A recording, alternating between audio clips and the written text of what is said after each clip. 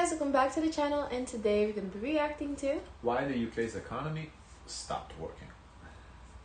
Britain's economy is under incredible strain, more than you may realise. Austerity through to successive, extraordinarily expensive and damaging crises has left the UK with an enormous debt burden. Compared to our friends here, or in fact in any major advanced economy, national debt in the UK... Well, the US looking rough too, compared to, the other parts of Europe. That's pretty high. ...has ballooned the most since COVID.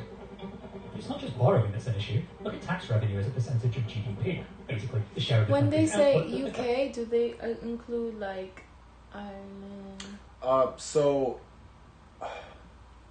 Let me see, because Scotland, Wales, and I think Northern Ireland is part of UK, and then Ireland is a separate country. Oh. But Northern Ireland is part of UK, but let me double check I'm not mixing the two Irelands. Government takes to pay for what the public needs. It's almost as high as when what the public mostly needed were bomb shelters. And in an election year, that's a massive problem for... Yeah, so it's England, Scotland, Wales, and Northern Ireland. Yeah, that's United Kingdom. Yeah, and Ireland is... South Ireland. I guess, yeah, the Southern Ireland, yeah, like it's a... Is independent? Yeah, it's a separate country called Ireland, yeah. Ooh. Whoever's tasked with writing a new spending plan. Can't raise taxes, can't really let debt go much higher, and yet public services are crying out for more money. Britain's appointed as many prime ministers in the last 5 years as Taylor Swift's released re-recorded studio albums. Or, to be precise. So I'm not sure who's catching strays here. Is Taylor Swift catching strays or Britain catching Then strays? I feel like Taylor Swift, she went to the UK and she generated a lot of economy from her tours. Somebody's catching strays here, I just don't know who it is. The question is, can a new UK government fix a problem its predecessors couldn't? Damn, but it's kind of crazy. I feel like the whole world is facing some sort of process. Yeah, I thought it was just us. Yeah, we're seeing UK, Germany, like Italy, so basically the whole Europe. It kind of is a little comforting.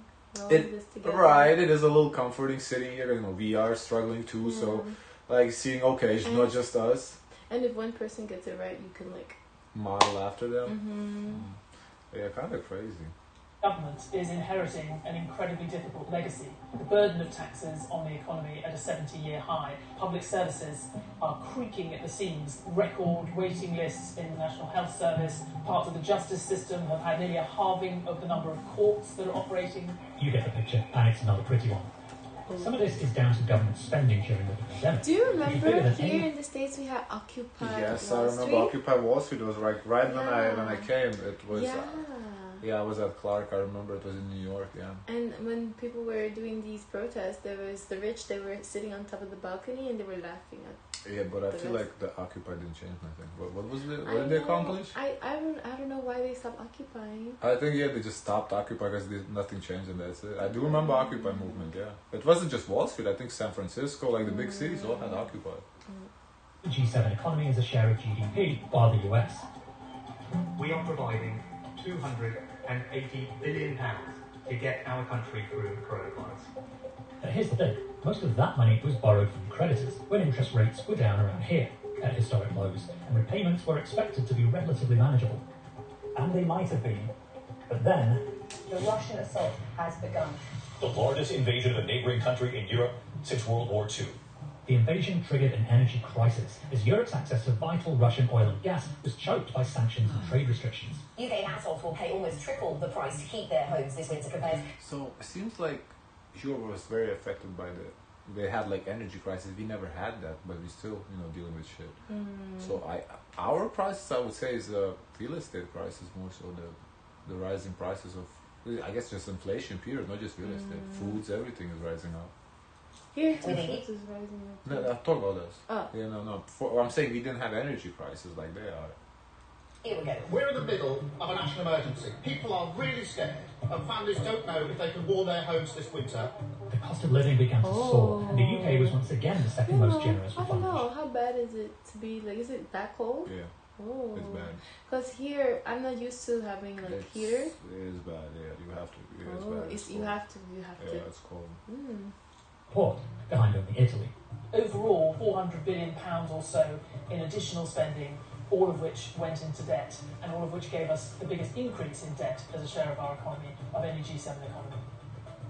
The twin impacts of the pandemic and the energy crisis pushed our inflation rate to new highs and forced central banks to ramp up the interest rate in an effort to halt it.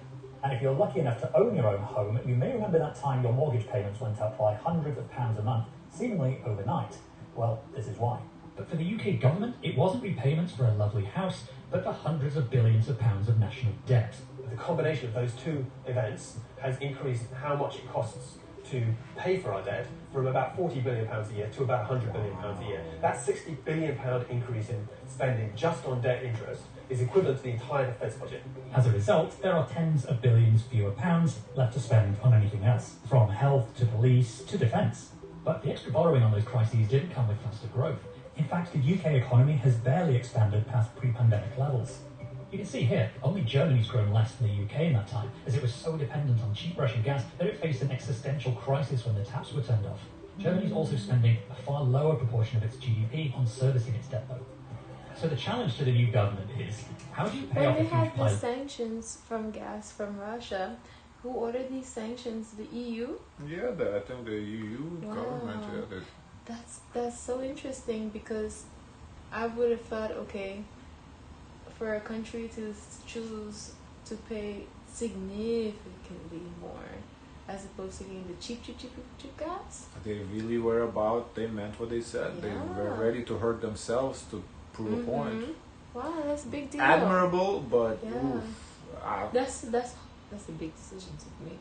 It is, but it's preventing World War III, because if you don't interfere, then they're going to take over Ukraine. They don't care. They're going to go to where next, Poland, I don't know. Because then that explains, okay, I remember when we were talking about the carrying the share of the NATO? For NATO, yeah. Right. So a lot of the countries are being squeezed already financially and trying to manage and keep that up to as well, the budget for defense. It's not easy. It's not easy, but we are being squeezed too. Everybody's being everybody's fucking. So who's not struggling? China is the only fucking country not struggling? Yeah. China, Japan. I mean, honestly, maybe we need to react to them. Maybe they're struggling too. I wonder. If everybody's struggling, I say China is booming. That's what I hear too. I don't know. Well, debt without raising taxes or borrowing. You know what's kind of cool? What? Let's check this out. Is how do you pay off a huge pile You of... see at the ATM? It's like covering your fingers. Yeah. You don't have that. You never seen that they do. They have it like a cover. Not like this. This is deep. Ours ATMs, I feel like it's like a little. You can peek in. Here, there's no way you can peek in. I don't know. This is cool. Debt without raising taxes or borrowing or squeezing public services even harder. Well, one of the best ways to grow an economy is to make a nation more productive. What happens with improving productivity is that for the same amount of work you get. Why is it contacting? What? The ATM? Yeah. No, this is PIN code. That ATM, they should make I thought it's contactless. How would you enter PIN code contactless? This one you have to. I thought this was like a storage you. No, I think that's an ATM, not a store. Get more out of it. It doesn't mean what many people think it means, which is just that you have to work harder. If you are working in an old-fashioned newspaper and you move to a tech company, the tech company is more profitable, has greater margins, and you can work less hard, but your contribution in terms of productivity to the economy could be greater because effectively you're working smarter. In the wake of Brexit and COVID, the UK is in a unique position here. We did inherit a situation where output per head productivity in the economy had already been weakening quite dramatically after the global financial crisis in 2008, 2009. Which you can see here, altering a trend that had been in motion since the 1970s. We then had the impact of Brexit, which had a particularly sharp effect on investment, which we saw feed almost immediately into growth, and again, pulling down our overall efficiency, our output per head. And then COVID has added this extra legacy. Which means we need our heads to be working. Yeah, kind of a lot of things happen in a short span. Brexit, COVID, Ukraine. Like, within 10 years, all this bullshit happening. Whereas prior to that, like economic crisis usually once every 10 years or so happens on average. This is basically 3 crises in one. So for us to be holding on like that is pretty impressive too. At the same time. Smarter. But for the time being, we need I bodies remember to make back work. in the day, like the Great Depression, like one war can just wipe out the economy of another country, and people who are hungry and are involved. And here we have another problem. Across the major advanced economies, every country saw an increase in the proportion of people finding jobs and going into the workforce, or trying to, after the pandemic. But look at the UK. We lost workers. More people fell into long-term sickness, and people just dropped out. There's 1 million people, in a sense, missing from the labour force, many of them claiming disability benefit or sitting on NHS waiting lists. One of the drivers It was quite beneficial here too as well to just choose not to go to work because the government was giving checks for unemployment. over the last decade or two, prior to the pandemic, had been the increase in the participation rate. So the proportion of people able to work actually doing so. By going into reverse, that has caused a very particular British problem. Participation has not come back since the lockdowns. That represents a lot of missing productive capacity. This is all monumental pressure for the next government to withstand and relieve. They need to get the population able to work doing so, and in a more productive capacity. Then there's wiggle room to deal with high interest rates and bring down. I guess national people debt. learn to manage their life with less and not having to work those higher level jobs.